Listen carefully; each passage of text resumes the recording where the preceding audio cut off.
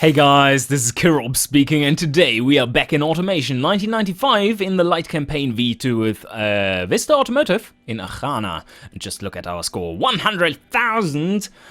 We basically doubled our score in the last 5 years with things going so well. And I am about to continue this trend with some new designs for the next round of cars. And up to date is the follow-up version to the VA85. And yeah, it has been a few years since I designed a new one. And I'm going to split up this production into 2 parts. First, I'm going to do a family version, which is more towards the standard family sedan segment and a little bit into the budget premium maybe. And then I'm going to take a new production with another factory, a new factory, and put on a family utility vehicle. And hopefully we can do this all in this episode to cram that in, because the markets are calling for lots of cars. So let's get started and design a VA85 replacement. Let's first take a look at what cars we have available. And for this one, I think what would make sense is to go with just this one. Is looking pretty decent, standard-ish car. We are going with a family car after all, so slightly larger volume for the rear cargo space. That sounds like a good idea. And we don't need it to be super large, so not going to do that. I want to have, as the engine is in the front, I'm minimizing the size in the front and maximize the size in the rear for extra cargo space. And can I shift this one up? Yeah, a little bit. So that the weight distribution is more 50-50-ish. That is something to note, which can come in handy. It gives us higher drivability ratings on average. And this one goes with the monocoque chassis, steel. This is our standard cheapo car. Front transverse, double wishbone, because we have the familiarity rating sky high, and steel. And let's go with all the quality. No, not quite. +5. Grills. But want something standard here, and smile along the way. Front wheel drive. Yeah, front wheel drive. Let's go with a somewhat beige setup for this car. And an inline 6, I think. Oh no, inline 4 engine, because this is.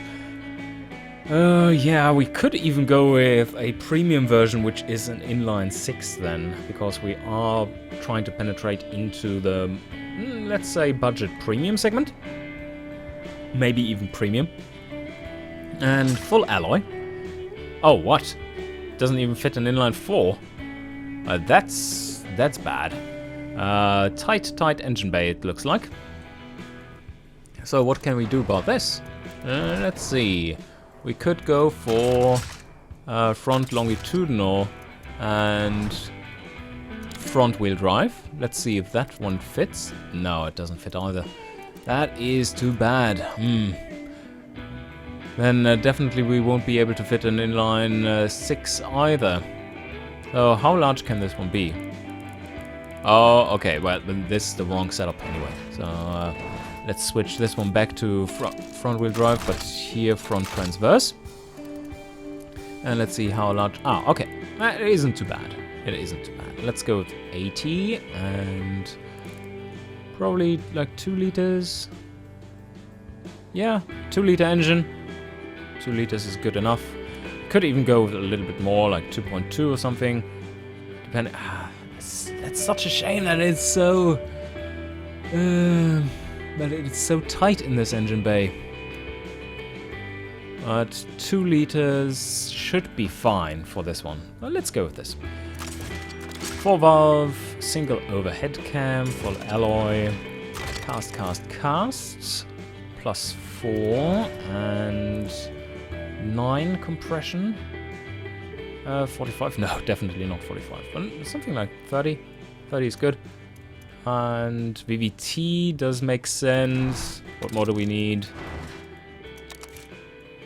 Multi-point fuel injection and regular.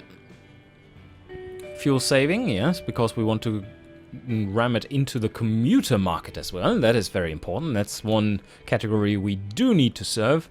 Make it reliable, +9. And 6,000 might be a bit high. You don't need to rev that high. So that's all good. I think we are about done. This should have around 120 horsepower, I would guess. And freeway, reverse flow, and let's get rid of the knock. Oh, no, not even 120. Oof, this is looking a little bit rough. Maybe we need a 35 cam profile. And now lower... Oh, shit.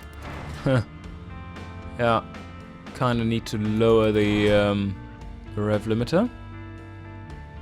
Ah, but there we are. Okay, it wasn't too far off. So 103 horsepower. It sounds like enough for a standard car. Oh, I'm not too worried about this one. It does have a good reliability. And this can have a bit more timing as well. There we start to knock, so 90.9. It's all good. 104 horsepower. And reliability of 72.5. Very nice.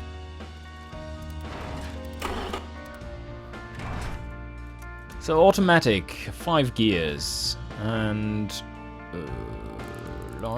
we don't want to have all the wheels spin, but the third gear should go to 100, so that we don't get too much of a performance penalty. And, oh shit, did I choose some all-wheel drive shit?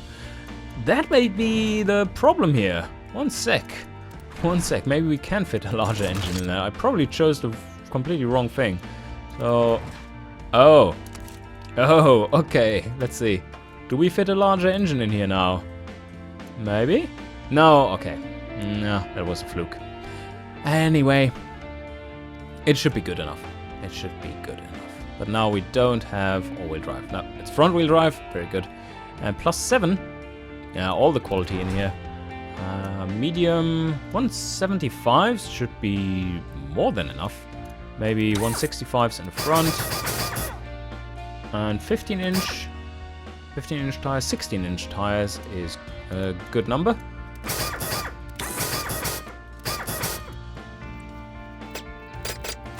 Solid disc front, and maybe we need two pistons at like 280, and here in the rear 1 and 250 maybe. And from here we go semi-clad. And 3 times would be 25. Yes, let's go with 260-ish here. Now 256. Sounds good. And how many seats? Well, 5 for our standard version. Maybe, yeah, basic interior. That's good. None for now because the penalty is too high. And we still have to go with the standard interior, yep. Standard safety, I mean. But they do like their safety, so I'm going with +6. And there's mono and passive, yeah. Alright. Pretty close. Let's fine-tune this a little bit. And there we go. I think this is pretty much spot on. Pretty good drivability overall. And what does the gearing say? The gearing says we do need more overdrive. And maybe lower third gear. 12.1 seconds should be quick enough. The fuel usage is decent. 7.2 liters. We're gaining lots of sportiness for this one. Yeah, let's go with this. This is looking better than just average. And the size for the rear brakes can be downed a little bit, maybe even a lot. No, that was too much. Yeah, no brake fade, nothing. Perfect. Looking good. And now we are taking a look at the markets. And we are dead center, but a little too high, as in too low. This is the budget version of the budget version. So, yeah, probably just what we need. Okay, and from here we do want to make a premium version of this car. And then we do want to make do we want to make a premium? Yeah, let's first take a look at what the premium can be. So we go with premium, and then we go with standard interior. We have to lower this a little bit. Ouch, that hurts quite a bit. Yeah, it does take more fuel, it's heavier, reliability goes down, but this is all expected. Okay, this one is now retuned, but we do have a little bit of brake fade. Well, where is it coming from? Probably from the rear.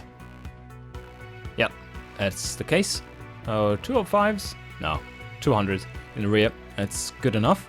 And this one is now... Oh, let's first check out if this is enough. Yeah, it's dead center for the family segment. Exactly what we need. Maybe even go with the premium here. That costs a lot more. Let's see what the markets are saying. The markets are kind of liking it. What it does is to create more difference between the base version and this one. Oh, yeah, and it doesn't cost us that much more. So let's call this one the premium. And from here we create a clone, which is our luxury version. And we shall put into it the luxury version and the luxury CD. Because this one doesn't have any kind of troubles with the tech pool. So this will be an excellent car. And it should penetrate into... Oh, let's first modify this to have something like this. Oh no, we are very high here already. So even higher rear sway bar. Yes, alright. Bottoming out is quite bad now. It's better. I have to... no, first recheck that everything is in order regarding the brakes. Brakes are having a bit of brake fade. Gotta get rid of this. And maybe get a bit more brake reserves in the front. Yep. And now let's head back here and see if we had any bottoming out issues. And... Ooh! That needs to be optimized. There we go. And bottoming out, was that it? Oh yeah, that was an issue.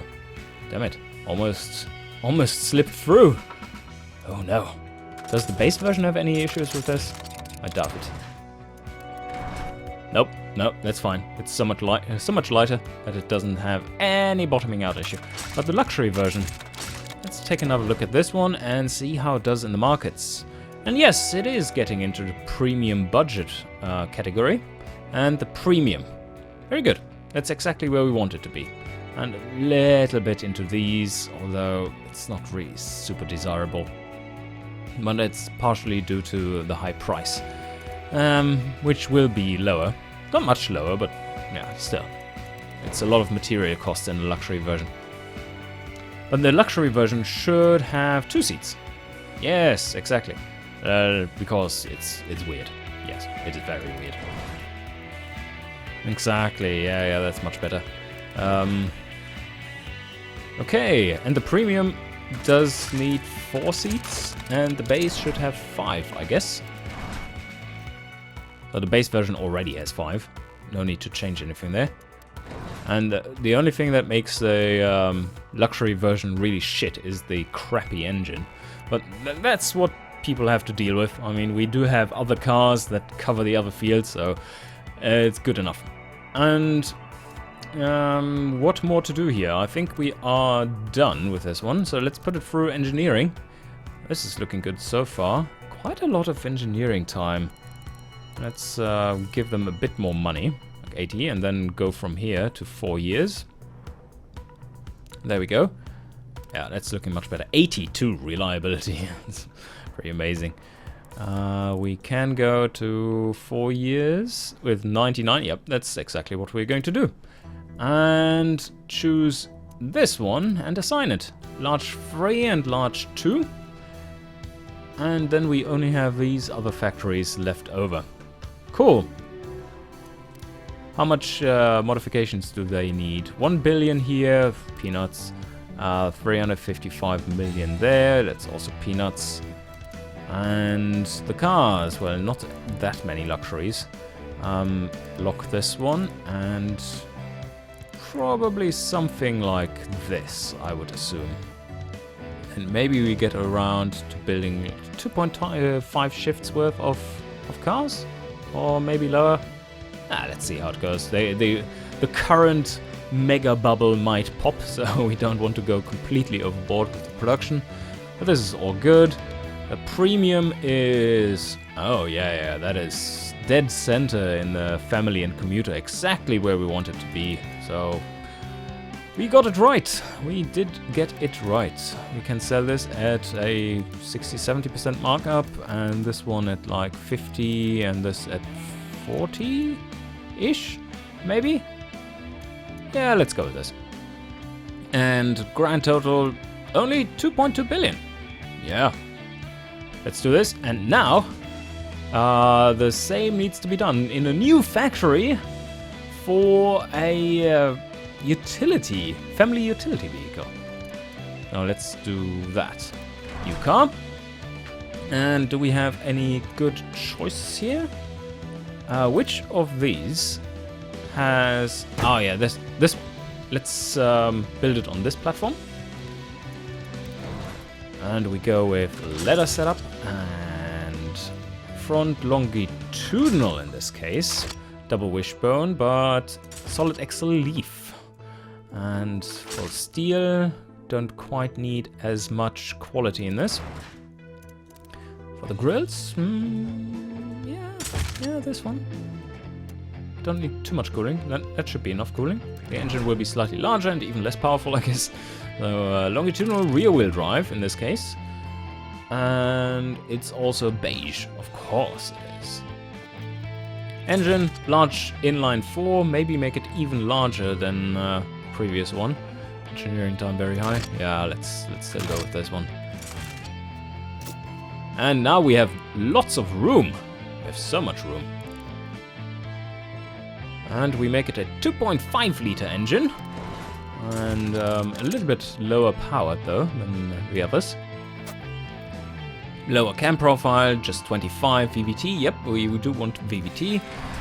Naturally aspirated, and trim it all the way to super economy. And just 60 condition timing. This one 5.2 maybe. And let's go with plus 10. And short casts. Reducing this to... no, that's looking good. Reverse flow, and just a little bit of knock here and there.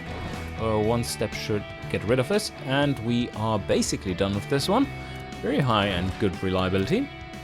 Can up this even more, but that was too much. Okay, 119 horsepower.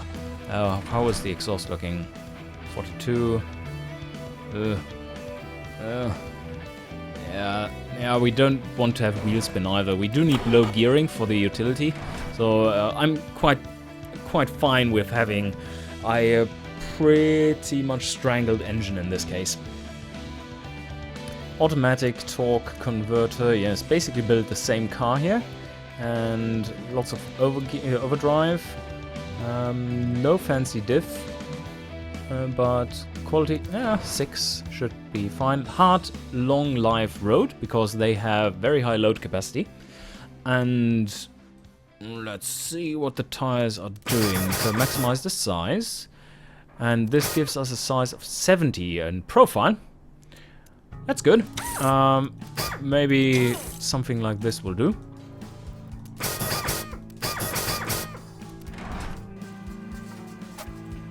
Put all the cooling into this one, maximum amount possible right now with this grill. What more do we need? Seats. Well, let's go with 5. This is the basic variant. And we put into 7 quality here, 7 quality here, power steering, anti-lock brake system, and standard safety, but with a bit of quality, not too much. Plus 4. Progressive, mono, and passive. Okay, utility 64. Yes, very good. And there we are at 1.0. Otherwise, looking decent. Practicality is high. That's something we definitely need. And now for the different... Oh no, first brakes. Do need a little bit more in the rear to avoid the brake fade. And this is a bit overpowered, so 280s should be enough. Maybe 270 even. Yeah, that's about the limit we want to go to. 280s, yes. Let's go with this. A little bit of extra. And wheel spin just 7%. That sounds just spot on. And we can take a look at the markets, and we see, yes, this is exactly what we were aiming for. The family utility segment being in the budget category right now, even utility budget here. It's doing well. So, yeah, let's name it. And now we make a somewhat more premium version out of this. Probably using our standard tactic of going for premium here, and yeah, this one still does okay-ish. It's standard. Don't want to make it super expensive. Let's check what the driver does here. Yeah, we can have a bit more camber in the front to get rid of the slightly too high understeer. And from here, we check the markets. Ooh, yes, we are in the middle of the family utility now. It's decent. Decent enough. And yes, in the utility segment. Okay, yeah, that's exactly how we want it. We want to go to the right here from utility budget to utility and down in this regard, and we just did exactly this. So this is what we wanted. Maybe a bit more brakes. Yep, gets more utility rating and even higher safety rating. Safety rating probably because it's not because of the brake distance, that's wrong, but because of the higher weight. More brakes means higher weight, and higher weight means you transfer or less energy is transferred away from you or to you in a crash. That's always good. And yep, this is the premium. We could make a luxury version of this one too. I mean, it doesn't really hurt, as we did see with the other one we just built, the standard family. So let's throw something into this. This and they're all the same. So let's throw the premium CD into it, or maybe even the luxury. We want to have a large enough difference.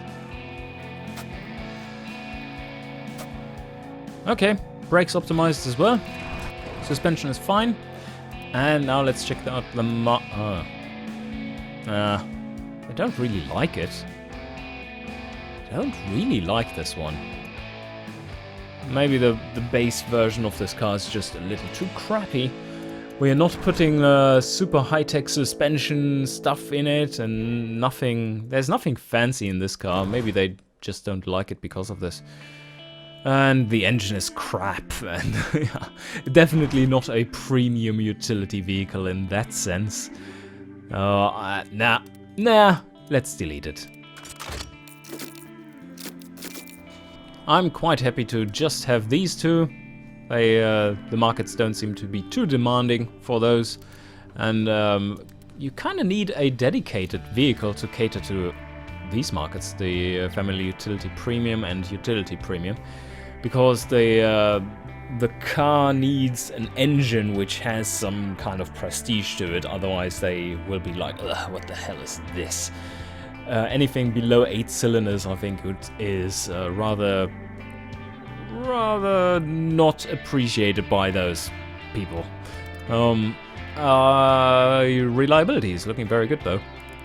The positive effect here is that we can have a lot of reliability for the car without too high a cost. So 88 here, and oh yes, wow, yeah, they are super reliable. So we are going with an entirely new factory. Let's buy the biggest plots we can, like this. Huge. Never know. Just throw out the money, and we're going with a large 3 and more automation level. Wow, this is expensive. Tooling, and we go with a large 2 and also more automation and a little bit of tooling quality. And we didn't name any of these. Oh shit, the naming. We have too many factories. So I'm cheating and calling it as this is basically the same car we are making, but splitting it up into 2 productions. It's the Vista Main C2, and this one is the Vista Main's E2. And now for the production. I think we do need more base cars than premium. Let's go to just 2 shifts for now and match the car. Oh yes, perfect. Factory sizes are working out as intended. And even the premium without the markup is scoring super high in the family utility budget and utility budget. But we will need a bit more markup for those. Okay, fair enough. That should work out. And this costs 8 billion, but only 58 months until break even. That's not too bad.